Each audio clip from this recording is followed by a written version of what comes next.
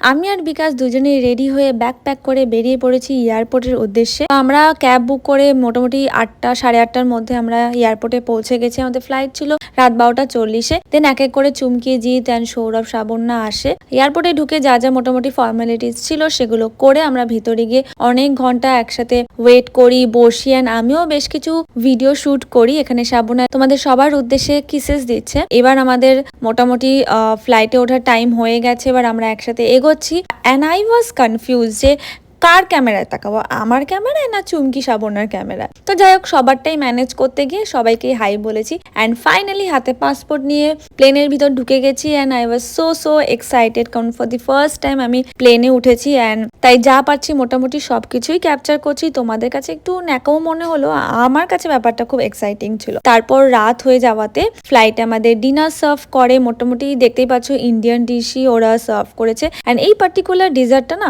বড্ড ভিয়ার্ড খেতে ছিল, আমার একদম ভালো লাগেনি, তোমরা আমার এক্সপ্রেশন থেকে বুঝতে পারবে। দেন আমরা একটু ঘুমিয়ে পড়ি। তারপর আমি লক্ষ্য করলাম যে সানরাইজ হচ্ছে, তাই প্রত্যেকটা মোমেন্ট আমি ক্যাপচার করছিলাম অ্যান্ড যখন পুরোপুরি সানরাইজ হয়ে যায় আমার এত ভালো লাগছিল না। তারপর মালয়েশিয়ায় আমরা পৌঁছে গেছি। ল্যান্ড করার সময় প্রচন্ড বেশি জার্কিং হচ্ছিল, তাই আমার একটু অদ্ভুতভাবে ভয় লাগছিল। তো যাই হোক, আমরা মালয়েশিয়া এয়ারপোর্টে পৌঁছে গেছি। দেখা হবে নেক্সট পার্টে। Stay tune, stay happy, bye bye.